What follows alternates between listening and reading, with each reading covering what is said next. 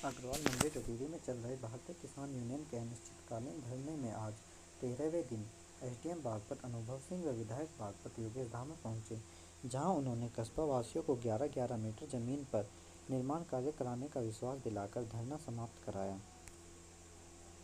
विधायक योगेश धामर ने कहा कि किसी का भी मकान जबरन नहीं तोड़ा जाएगा। बहाने से कभी किसी धरने में तो कभी ऐसे ही ऑफिस में।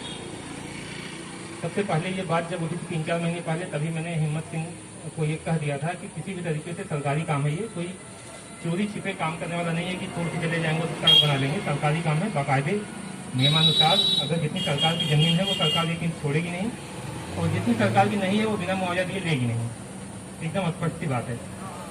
सड़कें हमेशा बनती रही हैं। इस आप लोगों ने देखा होगा कि जो चाहे ग्रामीण सड़कें हों, सरकारी शहरी क्षेत्र की सड़कें हों, जो है भारी मात्रा में सड़कों का निर्माण हो रहा है लगातार। तो इसमें यही प्रक्रिया चलती है हमेशा से, कोई नई बात नहीं है। आप सभी लोग जान रहे हैं जितनी सरकारी जमीन होती है उसके अतिरिक्त अगर सरकार जमीन देती है तो उसका मुआवजा देती है।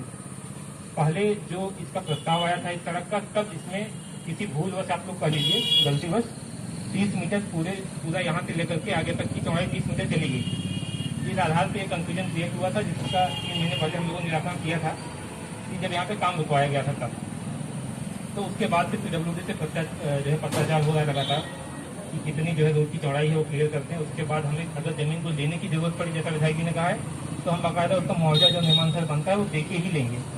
इस प्रकार की किसी भी भ्रम की स्थिति नहीं रहनी चाहिए कि जबरदस्ती किसी का मकान तोड़ा जाएगा, जबरदस्ती किसी की जमीन ली जाएगी। ऐसा कुछ भी नहीं है। सरकारी काम है, जो नियमानुसार होता है वही होता है, किसी ठेकेदार की किसी संस्था की मर्जी से नहीं होता है। अगर और आप लोगों को पता भी है कि किसी का भी ऐसा नुकसान अभी तक हुआ भी नहीं है, ना तो होने का कोई अंदेशा, ऐसा कुछ बात कभी अभी तक आई नहीं है। तो इसलिए परेशान होने की कोई जरूरत नहीं है। आप लोगों से पहले भी बातचीत हो रही है, आप लोगों को पहले आश्वस्त भी किया गया है कि इस प्रकार की कोई घटना नहीं होगी। आप लोग निश्चिंत रहें और भरोसा रखें। विधायक जी ने कहा है कि हम सब लोग प्रयास करेंगे कि 22 मीटर जितना है उतने में ही बात बन जाए, क्योंकि केंद्र सरकार का प्रोजेक्ट है। राज्य सरकार इसमें कोई मदद करती है NHAI की, राज्य सरकार का प्रोजेक्ट नहीं है। अगर राज्य सरकार का होता तो संभवतः 22 मीटर पे तो 100% बात बनी जाती। अब अगर बात मान लीजिए 22 से नहीं बनती तो जितना भी मुआवजा जिसका बनेगा मिल्कियत के हिसाब से वो दिया जाएगा। उसमें आप सबकी बात सुनी जाएगी, बिना आप सबसे सुने कोई निर्णय नहीं दिया जाएगा। ये बात मैं आपको स्पष्ट करना चाहूँगा और आश्वस्त करना चाहूँगा किसी भी प्रकार का अवैध तरीके से कोई किसी के मकान को तोड़ना या किसी की कोई घटना ऐसी नहीं होगी। ये मैं पहले भी आश्वस्त कर चुका हूँ, फिर से करूँगा।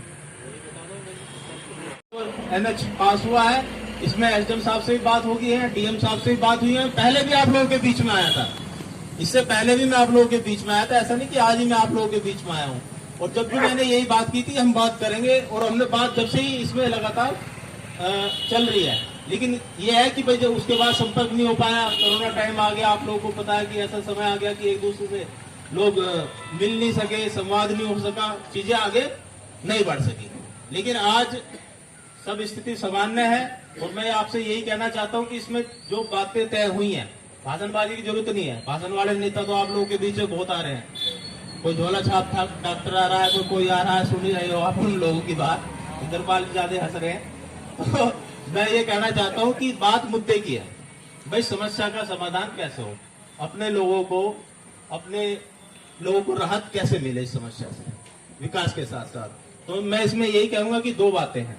एक बात यह है कि हम प्रयास करेंगे, इसमें कल मीटिंग है DM साहब के साथ जो NHAI वालों की बुलाए हैं, और हमारी बात भी हम प्रयास करेंगे कि इसमें समझौता करके 22 मीटर 11-11 मीटर दोनों साइड हो जाए। एक बात तो यह है।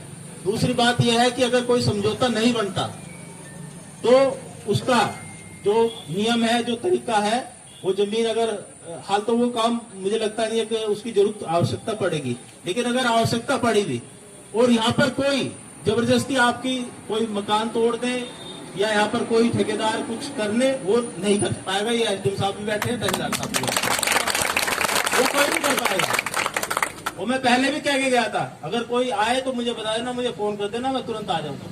वो काम नहीं होने देंगे। तो ये जो काम होगा वो आपकी सहमति से होगा, वो आप लोगों की सहमति से होगा। भाई या तो फिर उसका मुआवजे का प्रावधान है, जो भी उसका सर्किल रेट का शायद चार गुना है, उसका प्रावधान है। और नहीं तो हम कोशिश यही करेंगे कि इसमें 22 मीटर में 11-11 मीटर पे समझौता हो जाए और इसमें सबका बचाव हो जाएगा और सबका समाधान हो जाएगा। ये बात मैं आप लोगों को और काफी दिन आप लोगों को यहाँ संघर्ष करते हुए होंगे। समस्या आती तो संघर्ष भी करना पड़ता है, कई बार हैं सब अपने लोग, लेकिन फिर भी बैठना पड़ा। हम भी देख रहे थे, सुन रहे थे, लेकिन पहले समस्याएं थी, मैंने आपको बताया जैसे, तो अब हमने सोचा कि भाई इसका निस्तारण अब करने की आवश्यकता है, तो इसलिए आप लोगों के बीच में उपस्थित है यहाँ समस्या का समाधान करने के लिए। और मैं ये कहूंगा, ये अपील भी करूंगा कि अब आप इस चीज को, जो समस्या थी, जो चीजें थी, जो आपको एक भ्रम की स्थिति थी कि कोई आके हमारा मकान ना तोड़ दे या कोई मशीन ला के हमें मतलब जो है यहाँ अनऑथराइज नहीं कर दे, वो कुछ होने वाला नहीं है। यही बात मैं आप लोगों के बीच में कहना चाहता हूँ और ज्यादा भाषणबाजी कोई जरूरत नहीं है।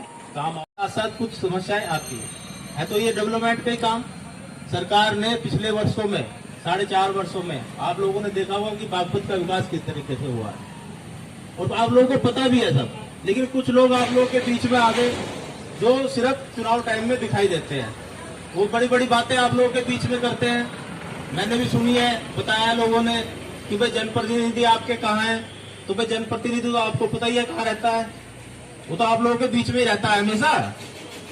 हर सुख में हर दुख में वो कहाँ थे उनसे पूछने का काम करो ना कि भाई आप लोग कहाँ थे, आप कहाँ गए। और ये लोग सब विनाश की बात करने वाले लोग हैं, इनका कोई औचित्य नहीं है। मैं यही कहूंगा कि ये जो समस्या धरने की समाप्ति करता हूं और